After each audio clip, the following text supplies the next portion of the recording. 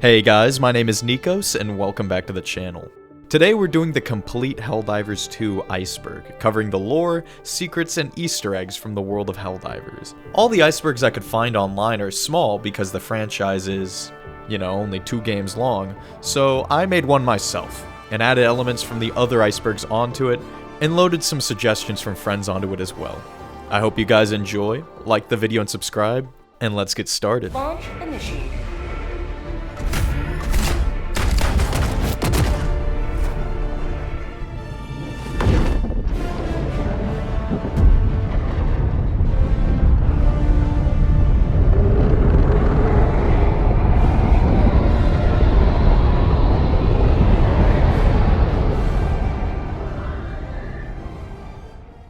Level 1, baby. Everything's gonna be pretty simple right now.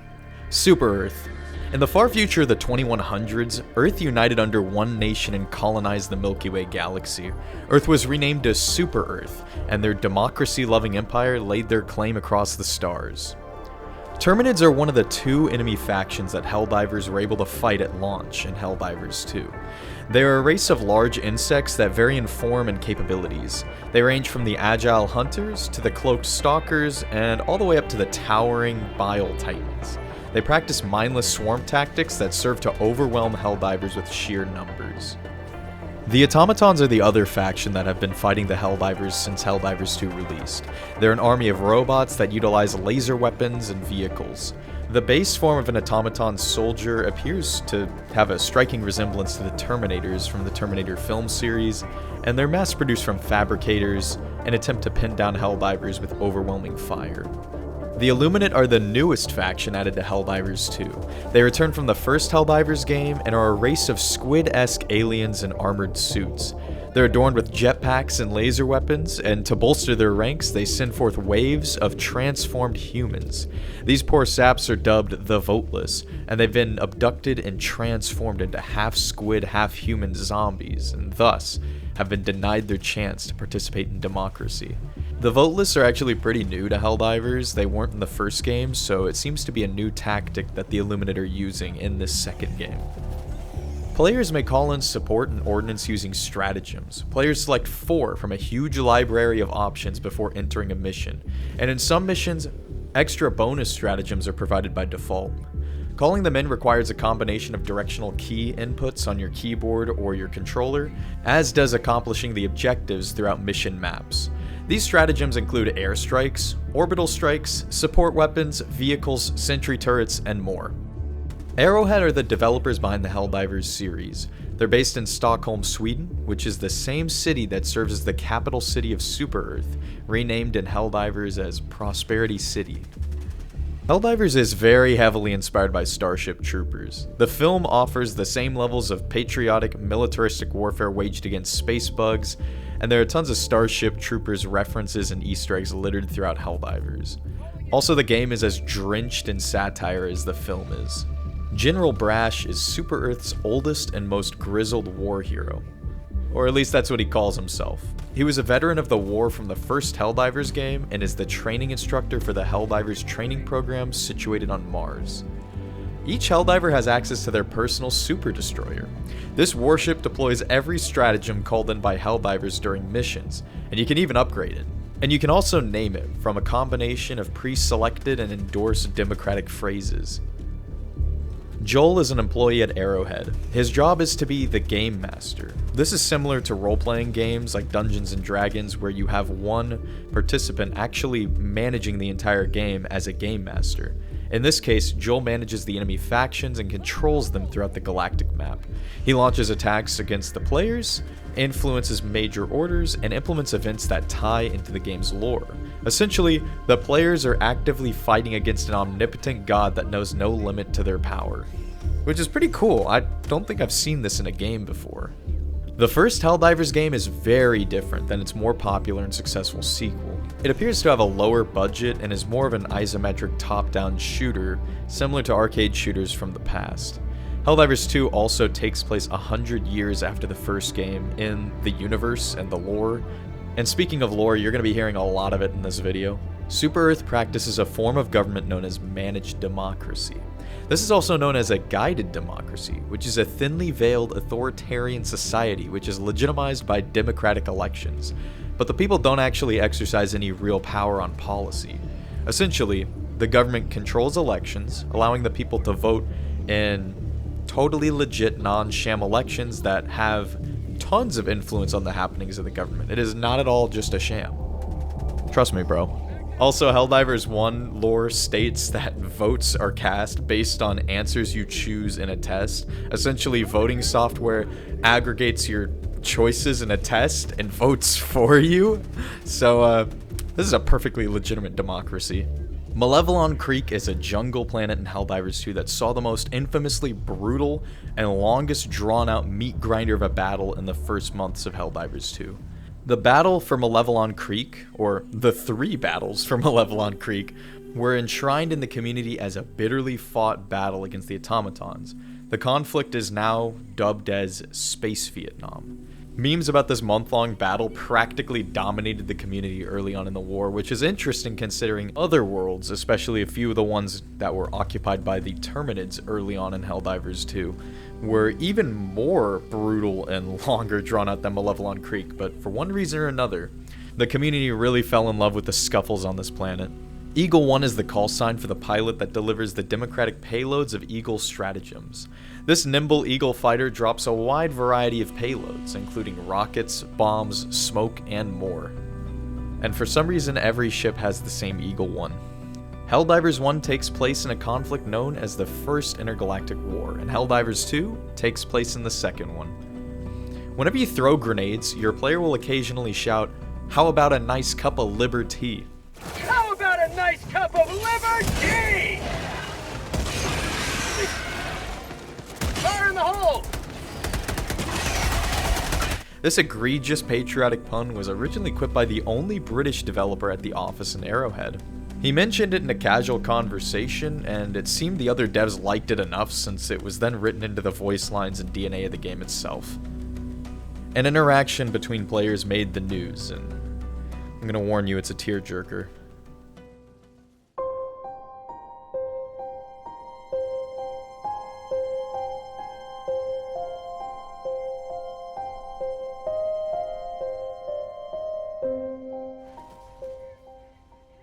Team killing in games is rare nowadays.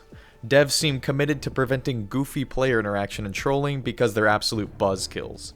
Helldivers, on the other hand, has chosen to leave team killing on. The developers at Arrowhead have since explained that they chose to keep team killing on because it's funny. Good. In early January 2025, Sony Pictures announced a Helldivers movie is on the way. Basically, Starship Troopers is coming out soon. It is anyone's guess if the film will be any good. Welcome to level 2. Things are going to start getting a little more obscure. On the Super Destroyer monitor, you can watch the news along with propaganda shorts, and sometimes, quite rarely, an advertisement for a cologne known as Eagle Sweat. You crash on an uncharted planet, stranded, light years from liberty. Then you hear them. They're almost on you, teeth gnashing, venom glistening in the twin moonlight. Suddenly, you remember the one thing that can save you. Eagle Sweat. One spray and the world shifts. You mount the beasts and rise, master of your domain, a god among the cosmos. Before long, you are home. Eagle Sweat. With patented nano-fragrance technology that literally puts odor molecules to the rack until they give up their secrets. Eagle Sweat. Don't just smell it, live it. It's kind of a meme in the community, and some are wondering if this smoke grenade-shaped perfume bottle will someday be an item in-game. No way, you're kidding. Yeah, if it isn't obvious enough, just read the lore and you'll discover how few rights super citizens actually have. The Super Earth Armed Forces, or SEAF, are the main military branches of humanity's empire. They're referenced in-game as taking part in certain operations as well, but you never really see them in action. You can find slain SEAF soldiers throughout the galaxy's battlefields, Their remains can typically be found guarding abandoned and overrun facilities. However, their artillery installations are still operational with just a little TLC. They serve as a useful weapon and side objective in many of the missions. Even after your Super Destroyer leaves orbit, you can still call in artillery from this gun. That is, if you manage to activate it and give it some ammo. A lot of the elements in Helldivers seems familiar, if not inspired, by Halo. The extract dropship, named Pelican 1, is similar to the Pelican dropship from Halo. Helldivers themselves are pretty reminiscent of the ODST drop pod soldiers in Halo, who are actually known as Helljumpers. The Illuminate Overseers are similar in design to the elite enemies from Halo as well, and there's even a Halo-themed suit of armor called the TR-117, which is obviously a reference to the Master Chief. And it's a bold green color as well, to call back to Master Chief's armor. With the liberation of Tien Quan from the automatons, pilotable war mechs armed with weapons were unlocked as stratagems for the Helldivers. These exosuits were present in the first Galactic War, and they now return with seemingly never enough ammo to kill enough bugs. They're also the first vehicle that was added to the game. This is a meme that had been made extremely popular. It's a pretty effective reaction image. The stratagem combination of up, right, down, down, down calls in an Eagle 500 kilogram bomb, which is an airstrike that drops a single bomb that yields a massive blast and an overwhelming fireball. These bombs completely annihilate most things that exist within a relatively small radius. And with this, I regret to inform you, on this iceberg, I'm going to painfully explain and ruin every meme in every bit of the community. But don't get mad at me, you asked for this. In Helldivers missions, you can find points of interest scattered throughout the map. They have equipment and progression currencies littered about them for you to collect for you and your friends. Sometimes these points of interest are a vault that requires 2 players to hit a pair of buttons simultaneously to open it. I like to call these buddy doors. They're the bane of solo players. But fortunately, there's other sorts of minor points of interest that involve storage containers that can be bust open with a grenade. Helldivers are obviously not as valuable as it seems. They are pretty expendable, and are sent on borderline suicide missions in small squads. They practically drop dozens of these per mission, and I mean, why do we only drop 4 at a time? Wouldn't it make more sense to drop more than 4, so you could overwhelm the enemy? I don't know, it makes no sense, but despite what you're told, you are not elite, you are just an absolute meat puppet. Helldivers appears to share common designs with Warhammer 40k. The automaton hulks appear very similar to Space Marine dreadnoughts. Like, look at them, they're borderline the same. Helldivers also use tons of skulls in their iconography, much like the Imperium of Man, and there are more of these, but these are a few of the most on-the-nose examples. I uploaded a couple videos on this controversy. This caused quite the stir in the Helldivers community. Months after launch, Sony sprung on their player base that PlayStation Network accounts would be required to play Helldivers 2 in the near future. This frustrated PC players who wished to not have to log into 2 separate accounts just to play a game on Steam. But this minor inconvenience isn't what had players royally pissed. Instead, it was that PSN was not available in much of the world, including some rather populous countries that housed thousands of Helldivers fans. This caused such significant backlash that the community practically declared war on Sony, refunding Sony games and review bombing Helldivers and Helldivers 2. Things got worse when Sony banned the game from purchase in PSN-affected countries early. They just totally jumped the gun on that, and that was definitely the wrong move. Some within Arrowhead seemed to support the fans' outrage, and Helldivers 2's future seemed pretty grim as players planned on not returning to the game entirely. All the memes and happiness melted into rage community-wide. This caused Sony to back down and rescind the PSN requirements. Fans celebrated. Helldivers was victorious. And all these fans fixed the reviews back to positive. But, despite this small win, the game remains not for sale and not available in those PSN restricted countries, sadly. I don't know why the community still counts this as a win, considering the game remains region locked. I mean, yeah, you don't get to sign into 2 accounts, but it seemed like some of the community were still frustrated that their friends overseas couldn't log in. But at this point, I don't see a change coming anytime soon. Speaking of controversy, for some reason known to absolutely nobody, Arrowhead developers decided that some weapons were too powerful and fun to use, and they decided to nerf pretty much half of the game's arsenal, including all of the fans' favorite weapons. in a player versus everything game for some reason. This caused an uproar as it made the game significantly less fun, and many players decided to leave. The devs claimed that players were not facing enough challenge on missions. Eventually, Arrowhead reversed course when the CEO stepped down to a lower position to personally address these problems. Most of the arsenal has since been buffed back up to around pre-nerf levels, and most of the guns are pretty fun and effective. I still have no idea why they even nerfed them in the first place. Many players believe there are meta weapons. For instance, at launch, the meta was the Breaker automatic shotgun alongside the railgun and shield backpack. Admittedly, these weapons were very powerful at launch before they were tweaked and nerfed a bit. Today, there is still quite a few fans who believe there are meta weapons and try to run with the most powerful guns they can find. But I personally side with the whole runs with whatever gun they enjoy the most crowd. I just switch guns up all the time. It just makes the game more fun. Meridia was a human world that was under siege by the Terminids. The planet ultimately became a Terminid super colony, with hives of bugs burrowing deep into the crust of the planet. The Helldivers were unable to defeat the Terminids, so desperate measures were taken instead. Helldivers were deployed in Operation Enduring Peace to weaponize alien technology to destroy the planet entirely. On June 2nd, 2184, the planet and its sun disappeared completely from the galaxy, swallowed by a black hole deployed by Super Earth. 41 million lives were reportedly lost on Meridia.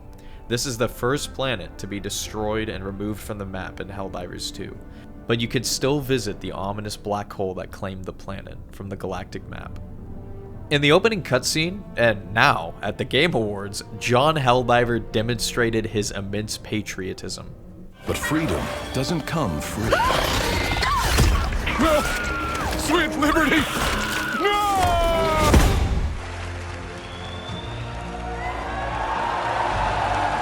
Attention, citizens!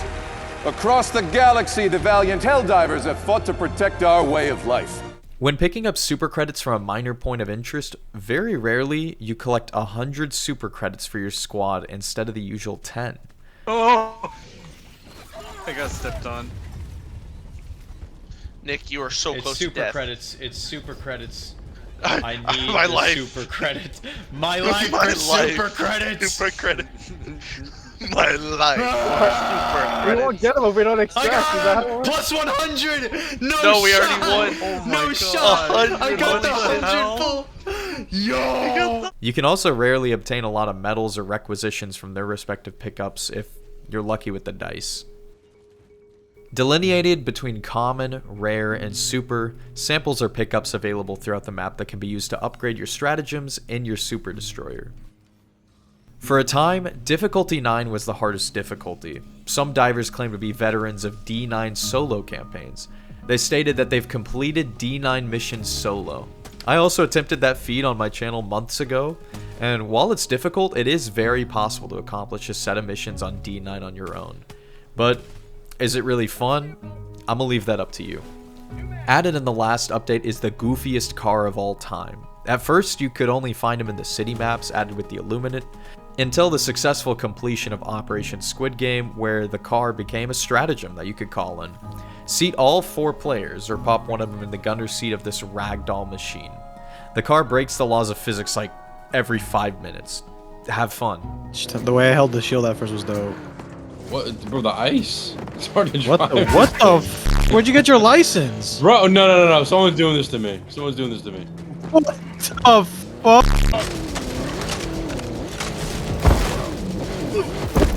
It was going very slow. Extraction is Ah! No, get in. Termicide is a biological weapon created by Super Earth. It was deployed through the Terminid control system. These towering weapons were deployed on Terminid overrun worlds, and major orders involved activating these systems amidst heavy combat. These weapons were meant to destroy Terminids with a poisonous gas, but unfortunately for Super Earth, Termicide ultimately mutated the Terminids and caused them to reproduce at Catholic speeds. Terminids ended up corrupting the TCS towers, so Helldivers were then redeployed again to deactivate them. These mutations ultimately caused the former jungle planet of Meridia to become the super colony, which, as you know now, was black hole. Taking after the cyborgs, the automatons organized themselves into a socialist society. You can see it in their red star emblem as well, which has been used by communist and socialist nations in our own reality. October 26th, that's tough to say. October 26th is October 26th is Liberty Day, and it was celebrated in the first Helldivers several times. The first Helldivers 2 Liberty Day was last October, and free armor and a free rifle were made available to all players for free. The selection of the day is a reference to the novel Starship Troopers, which was published on October 26, 1959. And the date is also Arrowhead CCO Johann Pielstedt's birthday. There you go. That's a lot of coincidences. The microtransaction store in Helldivers 2 offers a handful of items on rotation, complete with reviews. However, all reviews appear to be off. Everything is either a super positive 5-star review giving praise, or a redacted 1-star review. Nah, this is fair and balanced reviews. Helldivers 2's first crossover was with Killzone 2 last December. This update brought Killzone cosmetics and weapons, some of which were available for purchase in the Superstore. This pissed a lot of people off, who claimed that the roughly $20 price tag was too high for a bundle of items, and selling weapons in the store makes the game way too much of a pay-to-win experience.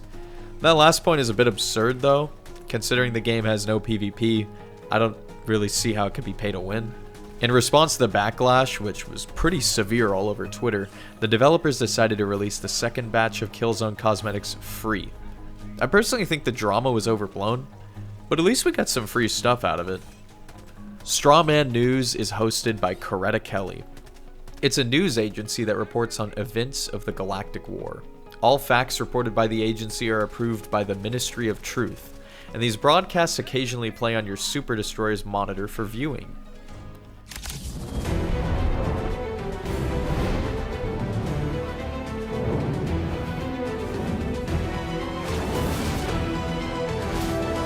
Freedom's greetings. I'm Coretta Kelly.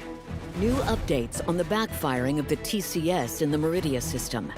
Here's the latest.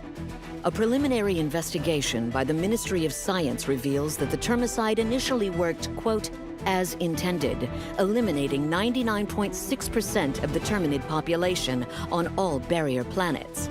However, on Meridia, some of the remaining terminids not only survived, but actually began reproducing up to 20 times faster than before. Scientists are now calling the planet a terminid, quote, super colony.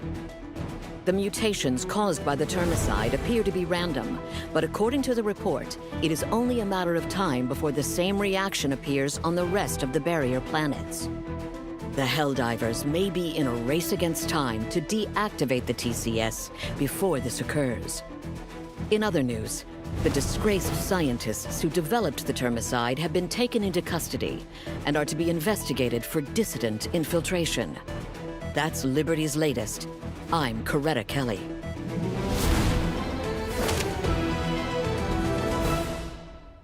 For those of you who don't see the obvious satirical name behind the news network, a straw man is a logical fallacy involving the deliberate distortion of another person's argument. Classic on-the-nose satire from Helldivers. Calling the democracy officer is a popular reaction image used in the Helldivers community when they deem a post as undemocratic. At the end of Operation Swift Disassembly, the automatons were successfully removed from the galaxy. The Helldivers were victorious. For like a day. Apparently, the automaton incursion that caused the month-long battle in Malevelon Creek was only a vanguard force. The main automaton fleet crashed into the northern sections of the galaxy, quickly conquering whole systems with ease. The automaton also captured Cyberstan and turned it into their base of operations. This major event began on April 9th and is known as the Reclamation. And by April 9th, I should say, considering people will view this in the Big 25, April 9th, 2024.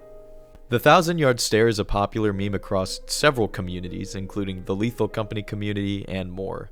It pays homage to artist Thomas Lee's painting named The 2,000-Yard Stare. Images inspired by the painting kind of play off wartime PTSD and are typically used to make fun of certain battles or events in Helldivers 2 and how brutal they are, such as Malevelon Creek, and the community really loves this stuff. But it is a fairly serious image that has some pretty dark undertones when you think about the levels of stress that veterans are subjected to every day. Helldivers is kind of magical in that the community has sort of whipped itself into a massive roleplay. Everyone acts like a brainwashed, Xeno-hating patriot, which helps make the game feel special and keeps the community pretty lighthearted. It's a pretty tightly knit community. You don't see that a lot of times with games. I mean, look how they united against Sony and against the developers themselves when people nerfed their guns. The Constitution is the rifle that was added to Helldivers 2 in celebration of Liberty Day. It is absolute garbage. A 5-round magazine capacity, bolt action, iron sights. You don't even get stripper clips. You load those bitches in one at a time. The rifle strongly resembles the M1903 Springfield carried by American soldiers in both the World Wars. Although it's pretty trash, the weapon can be used to melee automaton tanks to death. Somehow. It's a good meme gun if you want to have a terrible time hitting or killing anything and want to make your friends do all the work.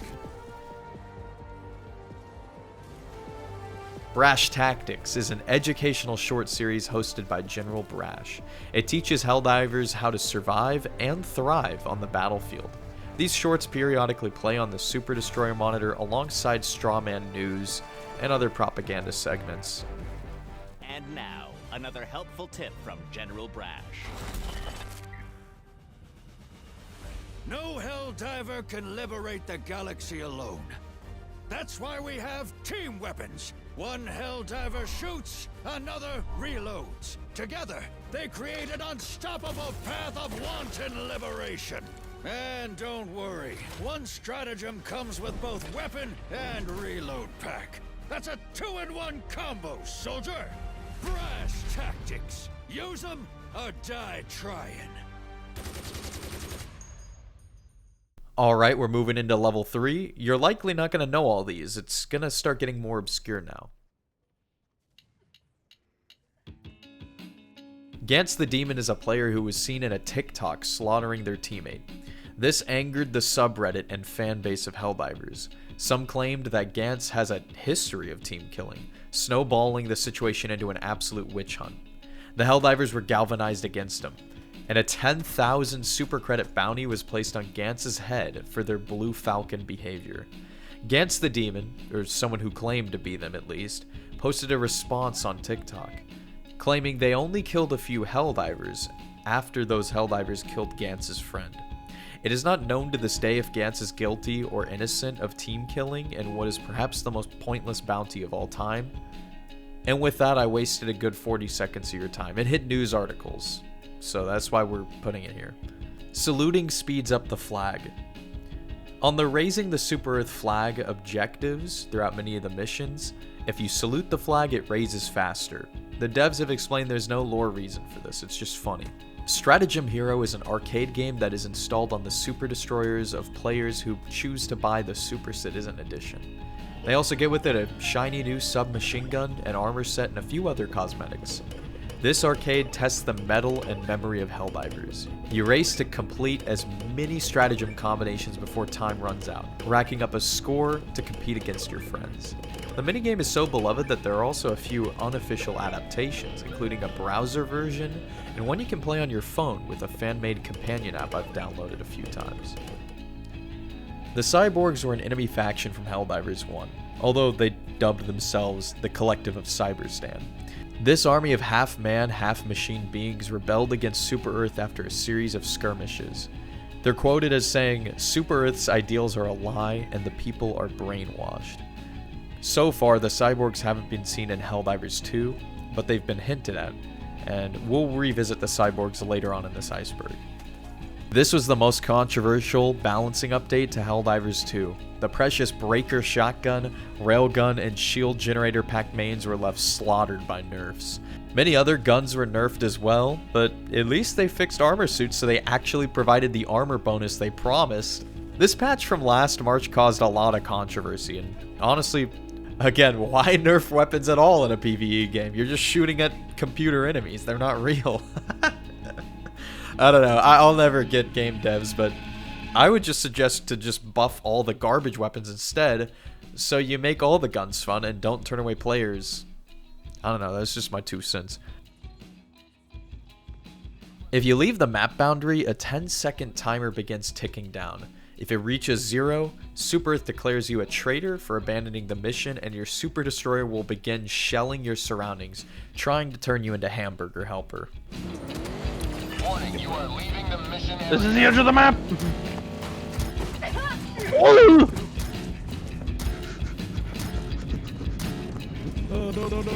Oh no! Traitor. This is on you. I'm a traitor because of you. In defense missions, this has been discovered to be a valid strategy to eliminate large batches of enemies or kill Titan-sized enemies at the cost of one of your precious lives. This can actually be used to pretty effectively help you win these missions with ease. This is a moving photo taken of a lone automaton near an abandoned gunship fabricator. This image was taken on April 7th, 2024 in the final push against the bots in Operation Swift Disassembly. And it was likely one of the final automatons present in the Vanguard force before it was annihilated completely by the Helldivers. This bot, of course, is not the last automaton, as the reclamation would begin mere days later and bring him right back into the galaxy. Cyberstan is a planet in the Valdis sector. It's an ice world, and the former home world of the Cyborg. This changed when the Helldivers defeated them completely across the galaxy, invaded the planet, and democratized them. They were forced into the voting booths and placed under a 5-year military occupation to ensure democratic values were adopted. Then, the Helldivers locked them within the mines of the planet and brought in the Super Earth Construction Company to take over the forages and industry of Cyberstan. Classic. With the Great Reclamation of 2184, the automatons invaded the planet and captured it. With that being said, the fate of the cyborgs is still not known, but the automatons have set up their base of operations on the machine world, so perhaps they've been conspiring with the cyborgs again. The Patriot exosuit is armed with a rocket pod and a minigun. When it first rolled off the assembly lines and was made available to the Helldivers after the liberation of Tianquan, the mech had missile launching problems, yielding high self-destruction rates. The mech seemed to launch rockets wherever your camera was looking at, regardless of where the rocket pod was aiming, resulting in the rockets firing into your own mech from within the pod. This bug was canonized and turned into lore, where it was explained that this was the result of a manufacturing defect. Lore aside, before this issue was fixed, it frustrated a lot of players, myself included, as these suits killed me like 3 times while I was using them. George Orwell's dystopian novel about an authoritarian society, called 1984, influenced Helldivers. Many factors of the flawed democracy of Super Earth directly reference the novel, including the existence of a Ministry of Truth that mulls over press releases to ensure that they are full of truthful content before publishing. Also, the First Galactic War began in 2084, 100 years after 1984, and the Second Galactic War also references the book by beginning in 2184. Calypso is a planet in the Solaria sector that saw the first invasion of the Illuminate with their return in the Second Galactic War on December 13th, 2184, which is coincidentally a Friday the 13th. This red sandy world saw the first usage of the fast reconnaissance jeeps by the Helldivers, and the battle sparked by the Illuminate's return was an absolute meat grinder. More than 3 billion Illuminate were killed in the fighting, but so were 38 million Helldivers in only 3 days of combat. This marks Calypso as remarkably bloodier than Malevelon Creek. The battle for Malevelon Creek, or the 3 battles of Malevelon Creek I should say, claimed less lives than Calypso, cost around 27 million Helldivers in over a month of fighting. But I think Malevelon Creek will still be upheld as the most iconic and most brutal battle due to how long the fighting there dragged for. Terminids release clouds of spores into space and into the atmosphere of their worlds, but usually not into such titanic amounts such as seen from the gloom. The gloom is an ultra-massive cloud of terminid spores that spread from the planet Uliel? Sure, we're gonna go with Uliel. This started on August 6th, 2184. The cloud grew quickly, overtaking 13 solar systems and cementing terminid control over the enveloped worlds. It doesn't appear the gloom can be destroyed. Every human probe that was sent into the gloom clouds has ceased radio contact with High Command and was never seen again. So yeah, you should probably not go into the gloom. There's no telling what eldritch horrors lurk within the clouds. The expansion of this cloud was only slowed when Helldivers deployed to its edges to massacre terminid swarms in Operation Brute Force. I have no idea what the future of the gloom will be. I'm only curious to see where things are gonna go. HD2Galaxy.com is an unofficial live galactic map tracker available on the web. View current major orders and the status of the worlds in Helldivers 2. Short answer, propaganda. Practically every source of media that humans experience in this universe is 24/7 propaganda and thought control. I mean, patriotic, rousing, freedom-loving. Yes, of course. They love freedom. That propaganda. You're joking. Helldivers just love freedom so much. They want to protect the liberty of their fellow man out of the goodness of their hearts. Yep. Once you climb the ranks to level 140, you unlock the private nameplate. And at 150, you get promoted to super private. This is a reference to Starship Troopers, where the drill sergeant demoted himself to private to see more combat. Element 710. You take the 710, flip it upside down. What does it spell? Liar. Basically, if you don't get it by now, E710 is just space oil. More specifically, element 710 is a black liquid that is produced by terminids. This fuel powers Super Earth's Alcubierre drives for faster than light travel.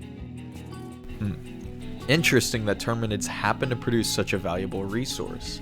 This explains why in-game, missions sometimes involve activating E710 pumps and 710 extraction.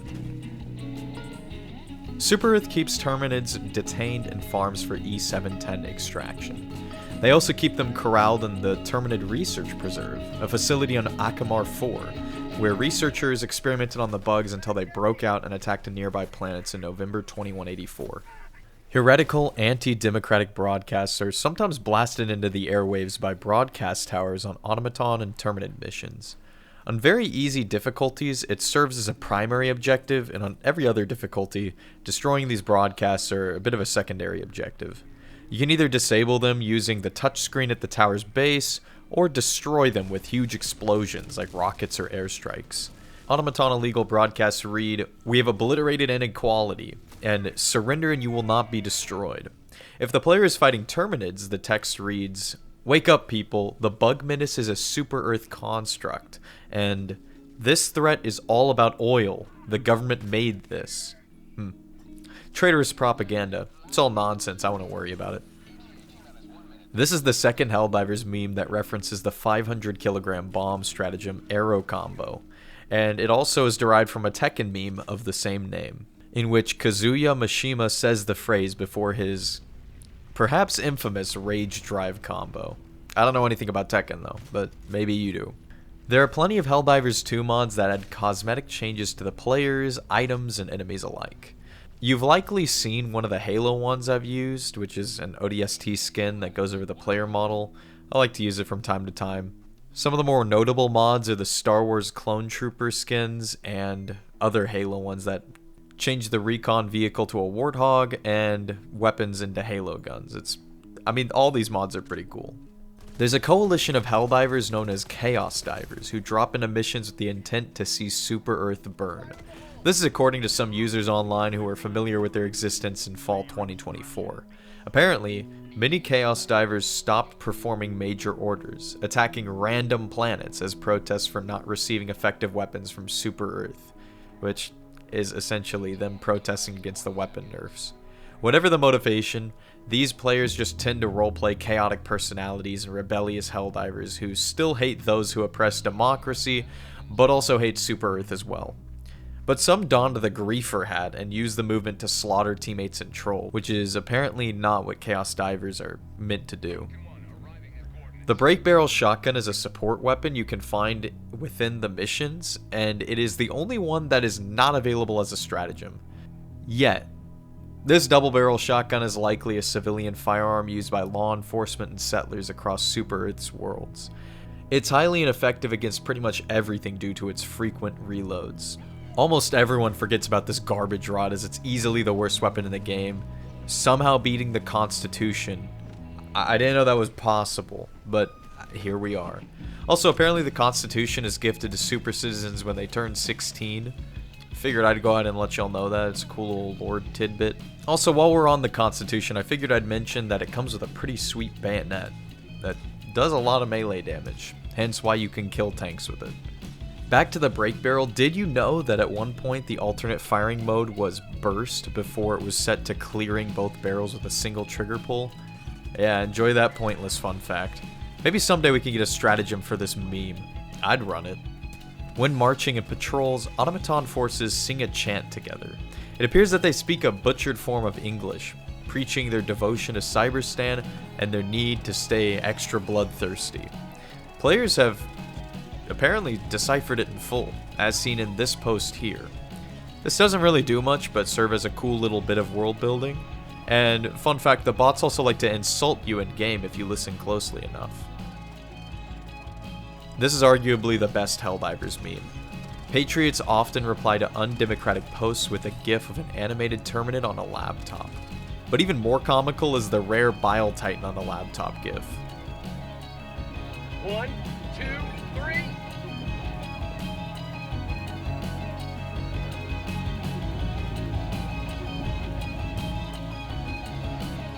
Request approved. Reinforcements have been launched.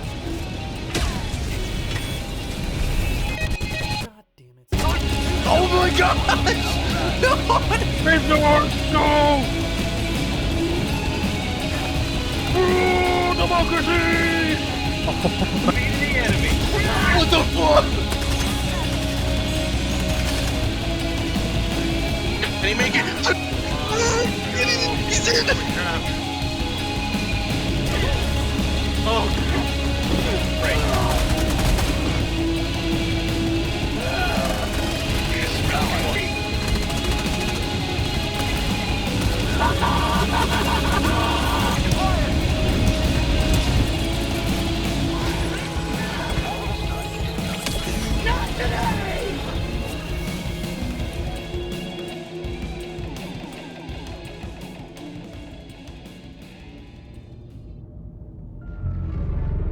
Now we descend even deeper into level 4, where things are gonna get kinda goofy. Nobody really knows Eagle One's true identity. Lots of players have drawn up fan art of what they believe she looks like, but nobody has seen the pilot in-game, nor do we know her real name. Perhaps it's better it stays that way, knowing how the internet gets, but what I will say is apparently the developers have confirmed that Eagle One is taken, so yes, sorry, you're gonna have to settle for Eagle 2. But hey, I heard Eagle 3 is also not taken. Plenty of eagles in the sea. On September 4th, a Helldiver posted to Reddit a bizarre sight. Months before the Illuminate made landfall on Calypso, the galactic map glitched and colored a handful of sectors purple.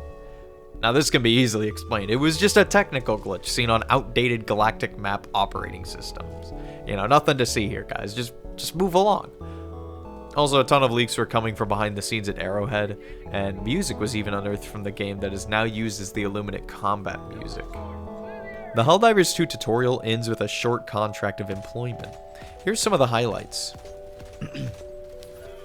You consent to being subjected to experimental weapons and narcotics. Traitorous thoughts result in termination. And for the purpose of the elimination of doubt, the enlisted spending 1 second within 15 meters of a copy of the contract shall be interpreted as the contract being read.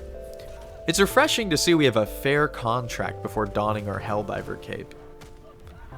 When the Shriekers were first discovered by solitary Helldiver squads on remote operations, Super Earth explained that these sightings were a myth. There is no such thing as flying Terminates. That is until their presence became far too common to explain away as a myth. He fly now. What is this? What is this? Watch out, they're corpses! Fly now. It's just like Drop me and I got killed by a corpse. These were essentially the tweets coming out of Arrowhead and from different Helldivers accounts. Super Earth's government really did not want us to believe that the Shriekers were real. And I will say, when it comes to the flying Terminids as well as the gunships and the automaton factory striders, which got similar treatment, it is cool that whenever the devs would add new enemies, or the enemies would supposedly come out with new units, we would have no idea it was coming, almost like a real war. Like, there was not really a teaser for it, except for like the Illuminate invasion. It was entirely just a mystery, and once it happened, the enemies had these new units, and we just had to cope with it. It was really cool. Honestly, that's what I kind of like about this game, is it feels like a real community and a real battle against enemy powers. It's good fun, honestly. As a result of the Helldivers 2 Sony PSN wars, the game saw a huge review bombing campaign that resulted in thousands of civilian casualties. The Steam review bar graph quickly resembled a red spike, and in celebration of the victorious Helldivers, Arrowhead's developers confirmed that they had made a cape to commemorate this show of solidarity from the Helldivers. However, it's been 6 months. Where's the cape? Well, the devs claimed it is complete, but Arrowhead is waiting for the right time to drop it. At least, that's what they've told us. What you're about to see is that a ton of Helldivers background lore actually just comes from a bunch of random social media sites. In this case, a map of Super Earth, showing the capital city of Prosperity City and the continents divided into sectors, as well as sections of the map denoted as Last Great War Wasteland Zones, including the Caucasus and Central Russia, Northern Canada and Alaska, and Siberia. Oh, and also England, but I already made a joke about that in the Helldivers lore video. This Great War, what happened? Were nukes used to obliterate the top half of the world and some other places as well? We don't know, and we have no idea who fought it. It appears this Great War may have led to the world being united under Super Earth's government. This is a planet in the Altus sector that has not seen combat yet, but it's a reference to a planet in Starship Troopers called Klendathu, which is the homeworld of the Arachnids and scene of the penultimate battle from the film. I think it's kind of fitting, considering this is kind of a spiritual successor to the movie, that the planet is called Klendath 2. The Helldivers fan base used to go bananas anytime a blue beam of light that appeared to be a blue laser showed on screen. Reasoning? The Illuminate used blue lasers in the first Helldivers game. Fans were constantly on the lookout for the return of the Illuminate and would jump anytime something blue flashed on screen. Kind of like how all the Shriekers and flying gunships were more of a new surprise. A lot of Helldivers fans believed that any sort of blue laser was a hint that the Illuminate had arrived, or perhaps were in that mission with them. It's really cool stuff. I don't see this kind of stuff in games, like players going nuts over JPEGs. It's just a testament to what happens when you make like a cool world that's actually perpetually alive. And this helps doubly when, as a developer team, you've demonstrated that you're willing to surprise the players with new content. There are 3 suits of reskinned armor that were given to Helldivers 2 pre-order recipients. Tons of players missed out on these 3 suits, as the hype for this game wouldn't reach Category 5 Hurricane levels until a little bit after launch. This upsets me, probably more than it should upset an adult male, as I would have loved to play as the UN Blue Helmet Helldiver. Finally, I could roleplay as the world's most useless Helldiver. I don't think I'm alone though. From what I've seen, a lot of fans are pretty disappointed that they didn't get a chance to unlock these as well. Dark Fluid is a resource that was liberated from the Illuminate in the First Galactic War. The alien fluid has physics-defying properties to it. Because of this, Dark Fluid was used to create the black hole that destroyed the entirety of Meridia. I wonder if the Illuminate watched us as we used their special space lean to destroy a complete solar system. Maybe that's why they returned. Helldivers as a franchise is a very overt satire on American geopolitical strategy since the 1950s when the Cold War began. World War II and before, the United States was fairly isolationist. Okay, maybe we were always like a little bloodthirsty in the name of democracy, but the policy of nation building and interventionism across the globe really heated up in the 60s upwards to nowadays, where American boots had been on the ground in practically every continent at once. With this in mind, Helldivers 2 appears to be a satirical take of the irony that is, American values of self-determinism and liberty being betrayed by the same American surveillance, extreme militarism, and copious amounts of propaganda. That's got a little dark. Here, let's turn up the lights a little bit. 8 f***ing Bile Titans. A Magic the Gathering card game collab with Helldivers 2 has released a single card. I summon 8 f***ing Bile Titans. Yeah, this meme appears to have been spawned out of some bug breach or something. I don't know. What happened to Britain? That's a great question. The Great War we talked about a second ago turned the entirety of the British Isles and Ireland into a war-torn wasteland, which is actually a facelift for the territory. Okay, that's gonna be the last British joke from me. I swear, I'm swearing off them, okay? Anyway, why? Why was Britain exploded but not the rest of Europe? If nukes flew, wouldn't like a bunch of the other NATO countries be leveled into a slab of carbon as well? I don't know, they just got off scot-free. Makes no logical sense. Perhaps it's an inside joke at Arrowhead, explained away by some British joke, or I don't know. As seen in propaganda that randomly plays on the Super Destroyer monitor, children over the age of 7 are encouraged to do their part for the war. This game is great. Anyway, children over the age of 7 are encouraged to do their part for the war effort and get to work. So much for free education. The children already showed their yearning for the mines in Minecraft, so, you know, working in the factories ain't too different, is it? The automatons should have been content with what they had.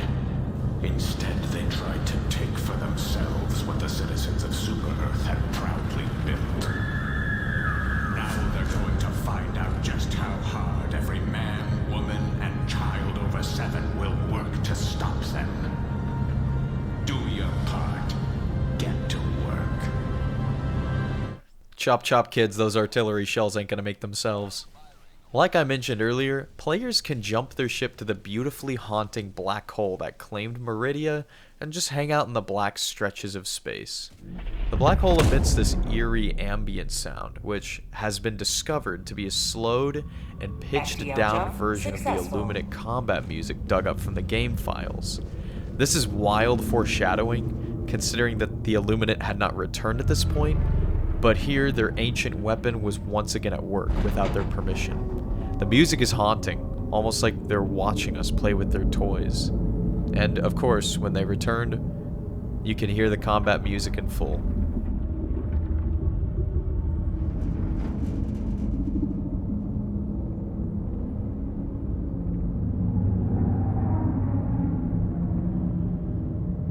On April 1st in 2184, Helldivers began spotting what appeared to be gargantuan warship silhouettes. These looked to be like invisible warships, the sighting of which perplexed and terrified Helldivers.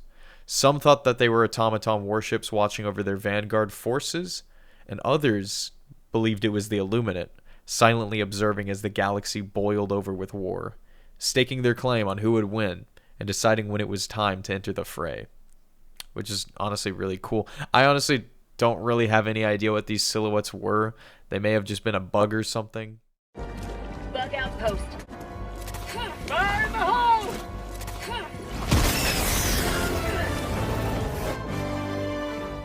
Now we move even deeper into level 5. The popularity of Helldivers 2 inspired some scam Steam listings in March 2024. One of these scam listings would install the game Figurality onto a user who happens to purchase what appears to be an insanely discounted Helldivers 2. This appears to be a common scam with other Steam games that go nuclear and become really trendy. Palworld even had some scam Steam listings as soon as it became popular. Back in March, some players began digging up an unfinished armored personnel carrier. This drivable vehicle was even spawned by a false Joel who went into different matches, hacking and spawning in unreleased items. We may have to wait some time before the vehicle releases officially. Outpost 32 is a planet in the Solaria sector. In the first galactic war from the first Helldivers game, a massive battle was fought on the planet, akin to the significance and brutality of Malevelon Creek.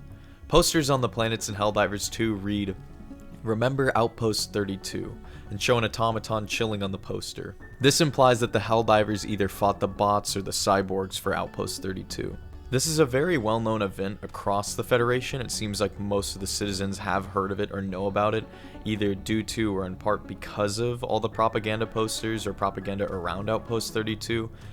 But what's weird is it's debatable if Outpost 32 ever actually saw combat.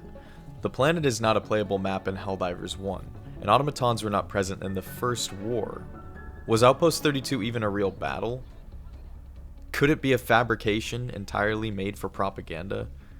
Now, the Illuminate have invaded the system adjacent to this mysterious planet, so perhaps the planet will see fighting this year, but as to the fact and the matter of the first battle of Outpost 32, we have no idea if it even happened. Perhaps the automaton is on the poster to kind of be a stand-in as the current enemy, where cyborgs actually fought the Helldivers in the first Galactic War. It's a bit of a stretch, I'm not too sure. This is just a huge mystery. I gotta clear something up. I haven't played the first Helldivers game, but the wiki confirms that Outpost 32 isn't a playable planet anywhere on the galactic map from the game, so if it did happen, if there was a fight on Outpost 32, it probably wasn't through gameplay. When humanity made contact with the Illuminate in the first Galactic War, the alien race offered a peace agreement.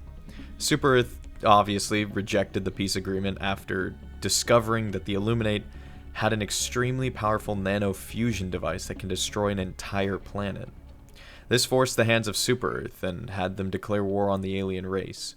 Just ignore the fact that the Helldivers destroyed an entire planet a galactic war later. The bugs from Helldivers 1 are no more. They are, to my knowledge, completely extinct. To our knowledge, what was the bugs were confined to farms and harvested to produce E710, as we explained earlier.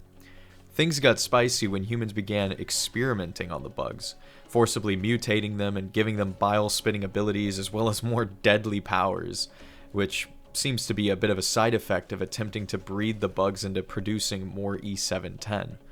The bugs had effectively completely transformed into the Terminids. And in 2184, billions of Terminids across human worlds rebelled and broke free from their captivity. This is how the Second Galactic War began. As tensions grew between the Helldivers and cyborgs before the First Galactic War, a cybernetically advanced human detonated a bomb in the middle of District 48 of Super Earth, claiming 8 super citizens in the blast.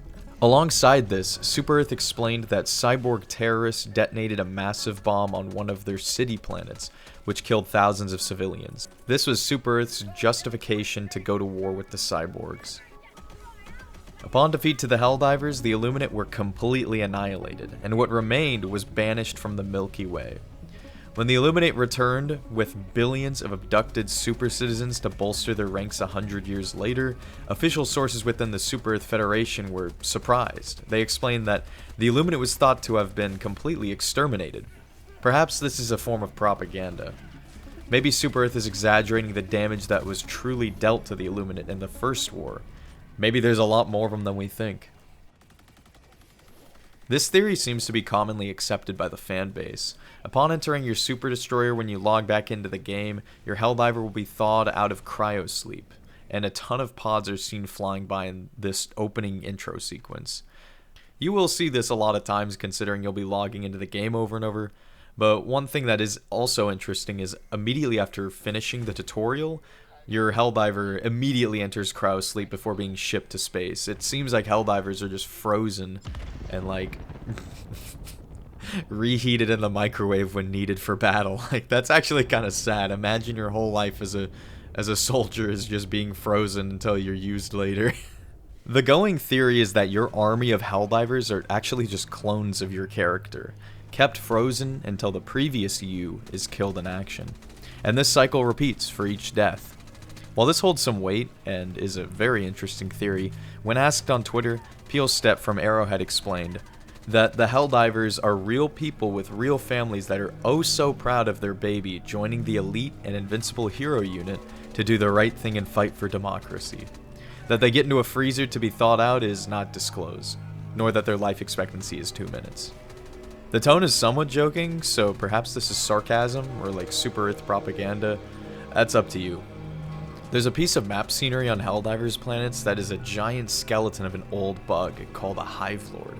These Hive Lords served as a form of boss fight in the first Helldivers, but they're no longer present in Helldivers 2.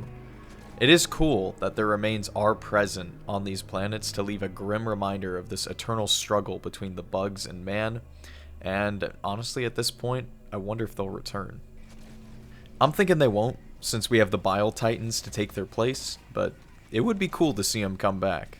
The blue divers who wear the pre-order armor that resembles the UN peacekeeping attire is actually, according to the CEO of Arrowhead, canonically a special team of operatives who deliver frozen yogurt to their fellow Helldivers.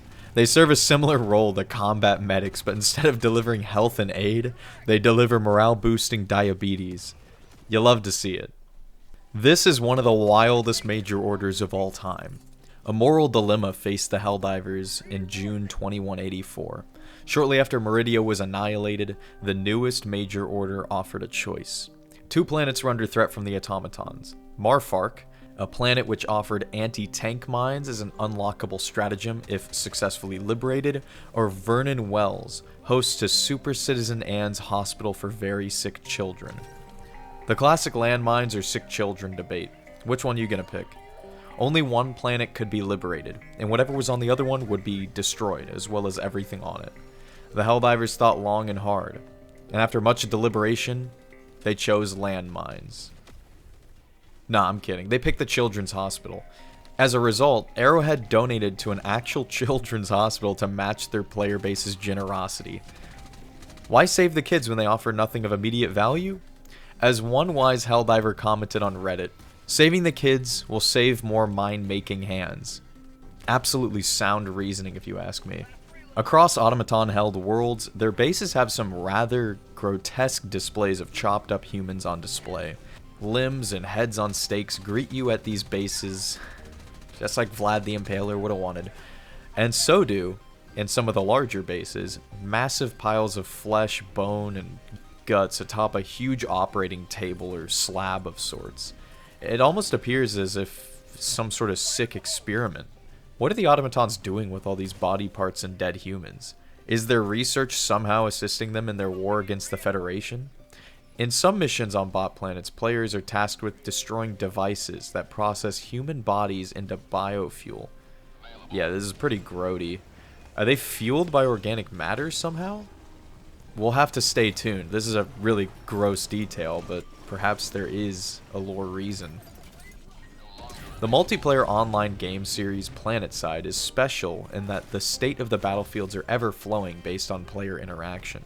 This is very reminiscent of how Helldivers' lore and wars work, how they're in constant flux based on the player's actions in-game. This can be inferred, considering the bugs fuel humanity's ships for faster-than-light travel. It is interesting that the bugs are seemingly a necessary evil. Obviously, the Federation can achieve FTL travel without the E710 they harvested from bugs, since they traveled the stars before meeting the bugs, but perhaps the Federation has become so large that they absolutely require the large amounts of 710 reaped from constant war or enslavement of terminid swarms. Upon death, and from what seems to be from a headshot, Voteless will give a Super Earth salute. Considering they're transformed humans, this may be some sort of reflex reaction. It seems that the former humans conditioning to worshipping Super Earth and democracy are not ready to go without a fight. Now that their brainwashed mind is quite literally scooped from their body, their heart takes over and swears allegiance one last time. Brings a tear to my eye. You probably don't know about this since you've definitely never needed one. I've seen a mention of this permit once in lore after the completion of Swift Disassembly, and also in a loading screen tip. The tip reads, remember to fill in your C01 permit before any act that could result in a child. This form must be completed and submitted to the Ministry of Humanity before a Helldiver could create a little Helldivelet.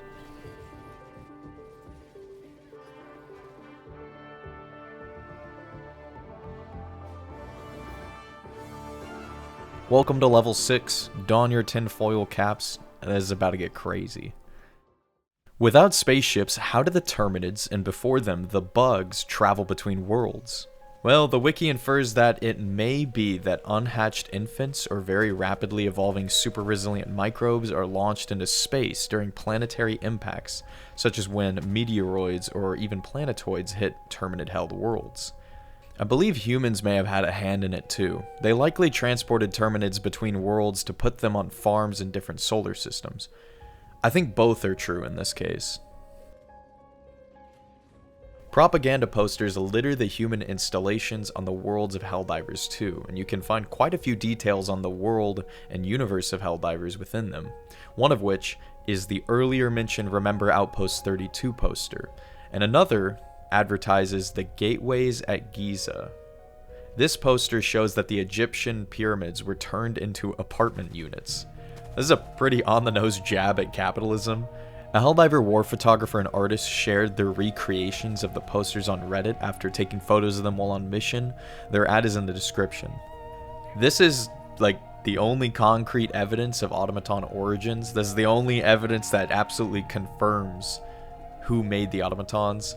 In a tweet from the Helldivers Twitter account, before Helldivers 2 was released, there's a string of text encoded in binary. When deciphered, it reads, "We, the collective from Cyberstan, unanimously assert our independence from Super-Earth. We have the right to defend our home from the brainwashed Helldivers. Our children, the automaton, will not suffer as we have under the oppression of Super-Earth." This is clearly indicating that the cyborgs created the automaton to either strike vengeance or achieve liberation from Super-Earth. It is doubtful that the automaton was created during Helldivers 2, because I don't know how the cyborgs could have released a massive army of robots and made them secretly while locked in the mine shafts of Cyberstan. My theory is that as the cyborgs were losing the war, they decided to release a small force of automaton out into space before the First Galactic War ended with their defeat. Who's behind the illegal transmissions we discussed earlier? As for the automaton transmissions, they're likely just created by the bots themselves, but considering the bugs are more primitive and feral, who sent the messages from the broadcast towers on Terminid worlds? They're likely set up by human rebels or hackers at the least. This creates a lot of implications and theories. Are these traitors still out there? Could there be like a human faction of rebels lurking in the galaxy? Could there even be humans that have aligned with the bugs and are attempting to help them destroy and dismantle the Super-Earth government? How did they even come up with their conspiracy theories anyway? The war with the Terminids is over oil, and they were created by Super-Earth? How would they have known, or what tipped them off? It's probably just heresy, you know, just anti-democratic communists. Both Super-Earth and Mars are on the galactic map and have liberation and casualty statistics. Perhaps someday, if the tides turn decisively against Earth, maybe there will be a final stand in the Sol system, and a battle for Earth. This theory is interesting. It poses that perhaps the difficulty of a mission is directly related to how close you are to the bulk of the fighting between the SEAF and Helldivers and their enemies. I guess difficulty 9 or 10 is smack dab on the front lines then. This is a cool little theory, but it remains to be seen. Is Super-Earth really bad at war? Well, considering how every time Super-Earth liberates a planet, another one is lost, I'm guessing they absolutely rely on the Helldivers to even stay afloat, since they can't seem to hold a planet from invasion for like 2 seconds. I can't fully blame them. I mean, they are in a 3-front war, which rarely results in success, but how is it they seem so terrible at holding planets without using the Helldivers? This theory is very strongly hinted at being true, but the game lore and current physical proof is limited on this. Some concept art surfaced of automaton heads being built around human brains. This is grody and kind of sci-fi horror-esque. With this development and the biofuel pump objective, we now understand that the automatons take human brains and put them into new soldiers. Then they chop up the bodies and turn them into fuel. This is creepy, with the implications of harvesting humans for future soldiers painting a grim picture as to what the truth behind the automatons actually is. Going deeper into this, we see Helldiver body parts adorning many of these automaton base camps, so it is very possible that many automaton soldiers actually are ex-Helldivers. No, I'm not referring to the automaton tanks. I'm talking about a Helldiver tank that is supposedly in the works. As a tank enthusiast myself, I hope this vehicle comes to the game.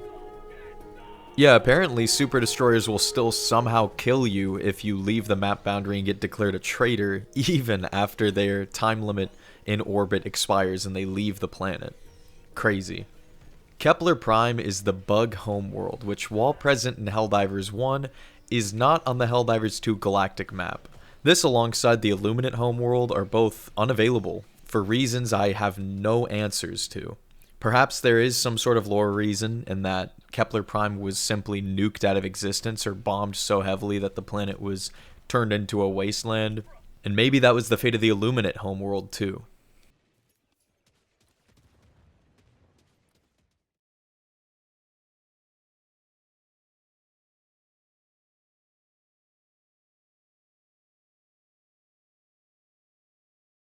We've reached the bottom, level 7. Let's wrap this thing up. Now that the automaton have liberated Cyberstan, they've likely rescued the cyborgs from the mines. With this news, will the cyborgs return soon? Or will they convert themselves into more automatons since the flesh is weak and metal strong? I'm a little surprised we heard no mention of the cyborgs since Cyberstan fell, and kind of shocked we haven't even seen them appear yet. Maybe they'll be a future enemy faction. Or perhaps a sub-faction of the automatons. Before the Illuminate made landfall on April 2nd, 16 Illuminate deaths were seen on the Helldivers 2 Galaxy Galactic War map. What's insane about this is that these casualties are on Super Earth itself. There's also alongside some automaton and Terminid casualties, and it's anyone's guess as to why these deaths are present on Super Earth. We've never had a battle on the planet's surface, so maybe there was a glitch in the Galactic Map website, or maybe the game itself, and the fraudulent data was pulled from Helldivers and displayed incorrectly on the site. Or maybe there's something else going on entirely. Perhaps Illuminate spies were on Earth before their invasion, and they were identified and eliminated before they could get home. Maybe these were scouting operations, rolling out the red carpet for the Illuminate's return. Never mind the hundreds of bugs and bots that were somehow killed on Earth. Maybe that was like prisoners of war, or I don't know. Indiana Nidell is the host of the very in-depth, week-by-week history shows titled The Great War and World War II, as well as a couple other shows viewable on YouTube.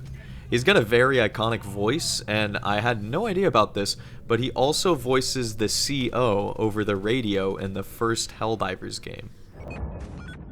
Extraction confirmed. Shuttle inbound. ETA T-minus 1 minute 30 seconds. I had no idea he was open to voice actor positions, but here we are.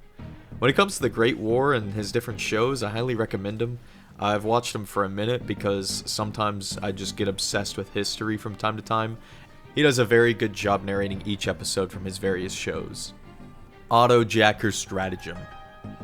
Master Chief, you mind telling me what you're posting on Twitter? My main issue with Master Chief fucks Cortana is if you read the Halo novels, you'd know the spacesuit automatically jacks Master Chief off. Don your tinfoil hats. Are they on? You got them bolted down? Good. Because now we delve into Conspiracy City. Is it far-fetched to assume that the cyborg bombing of District 48 was an inside job? Wait. Bear with me. The cyborgs wanted self-governance with a disgusting socialist society, which is obviously undemocratic. Maybe the entire thing was a false flag. Super Earth caused the attack, akin to the planned attacks on Florida and Operation Northwoods from the 1960s. Yeah, this is unclassified information. Go Google it. Super Earth needed a reason to destroy the cyborgs, much like how the US government needed a reason to destroy Florida. Well, duh. Once you die for the first time, you get replaced by another Helldiver. Or a clone of yourself, if you suspect the cloning theory is true. Also, when your Helldiver from the tutorial gets frozen alongside all the other Helldivers in a rocket and shipped out of the tutorial facility, what if that wasn't your Helldiver and instead went to a different super destroyer entirely? This is some deep thinking. Malevelon Creek was an inside job. Now this is the stuff I'm talking about. The Federation caused the disaster at Malevelon Creek intentionally. They purposefully botched the war planning for the Helldivers to manufacture this confrontation with the bot Vanguard Force into a more brutal battle, a perfect propaganda tool. And it worked. I'm curious to see the recruitment statistics following this bloody battle. Earth will lose the war. This entry has been censored and redacted by the Ministry of Truth. We're moving on to the next one. In the recent update, it seems there's a goofy overlooked bug in the game. Now, it may have been patched out by now, but it was fairly egregious at the time. Some models appeared to be having trouble loading in, so instead, a flashing pink question mark would be rendered in the world to take their place.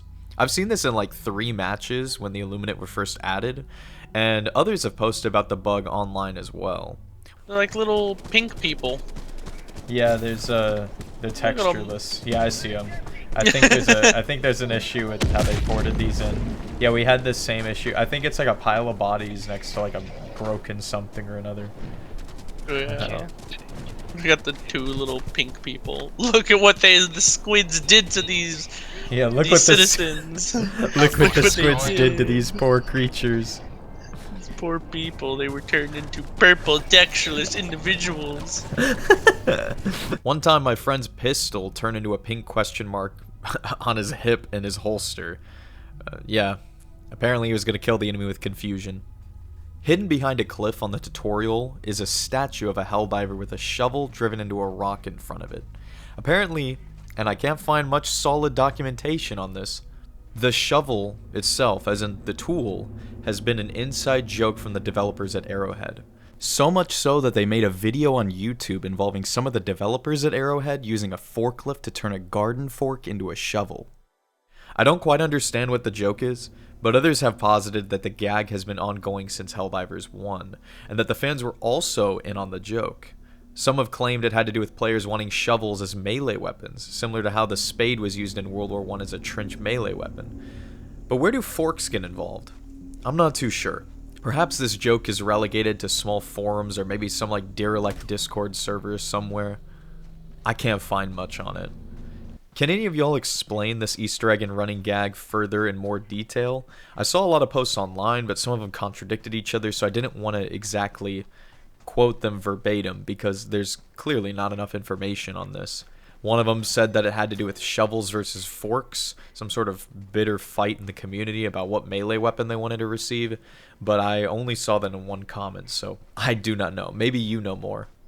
Also, figured I'd point out while we're here, there's a flamethrower in the sands at the end of the tutorial waiting for players to pick it up, with a poor scorched sap sitting beside it, buried in the sands. Much of Helldivers 2 is a satirical take on reality. In this case, we cover the Illuminate WMD's situation. If you recall, the Helldivers first warred with the peaceful Illuminate after discovering they possessed weapons of mass destruction, or WMDs. The Federation claimed they were confident and had sufficient proof that the aliens did indeed have weapons that were capable of destroying worlds, so they must be defeated before they could destroy humanity. This is very much a reference to the reason that the American government invaded Iraq, as they claimed, without enough sufficient evidence, that Iraq was currently in possession of weapons of mass destruction. If you extend this further, you can see how the entire game appears to be not just a satire on American history, but also on its wars in recent decades, kind of like I explained earlier. And these wars have drawn much criticism from across the free world, so I'm not surprised to see a satirical video game poking fun at it. It is funny that the Illuminate actually did have weapons of mass destruction. All that dark fluid they had was used by the Helldivers to destroy Meridia and turn it into a black hole, as we mentioned, I think like 40 minutes ago, but it appears they were intent on not harming humanity when they encountered them. Or so we thought. It's all a simulation. Wake up. Lurking out in the black, empty stretches of the Milky Way is a secret fourth faction. We don't know much about them, but that they're coming, and they're much more powerful than any of the threats we've faced. When they arrive, all hell will break loose. This is the ultimate truth behind Helldivers, and you actually won't believe it, but there is a wiki article on the character's true identity. His name is... The sickle is an energy weapon that behaves more like a fully automatic assault rifle that was added in the cutting-edge premium war bond. And ever since this weapon arrived, for some reason, every update, the thing seems to get larger. This isn't a joke. I'm not even, like, when you're on the Super Destroyer, whip out your sickle and just see how long that boy is. Like, it's insane. The developers just are seemingly increasing the size of it every update just to mess with us. And I confirmed it for myself. The weapon is pretty freaking huge. I don't know how a human hand could possibly wield this behemoth. Now, I have no earthly idea why the developers are secretly increasing the size of this gun. And I don't know if it's just on the Super Destroyer in-game. I haven't really checked, but at least on the Super Destroyer, this thing is massive. According to StrawmanNews.com, Arrowhead was reportedly developing an Xbox port to Helldivers shortly after its release to PC and PlayStation. Unfortunately, it has since been cancelled and left unfinished, left behind to rot, becoming a major piece of Helldivers 2 lost media. I wonder if we'll ever get access to this lost Xbox port. Ever wonder why your copy of Helldivers 2 performs so poorly?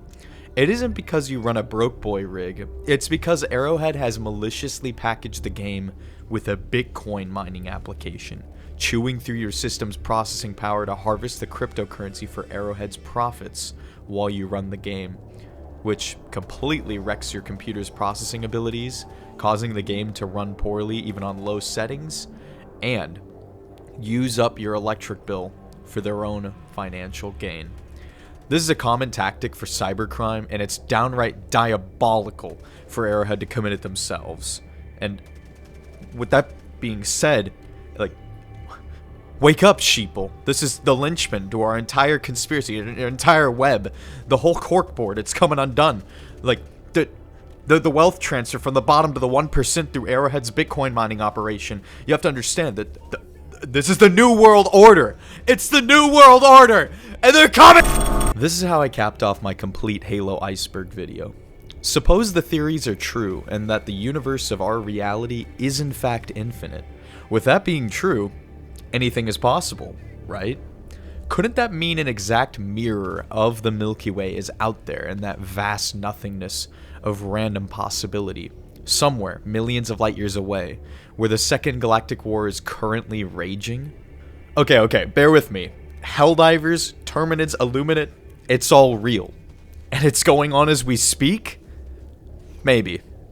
I don't know, I don't get paid enough to really know these things.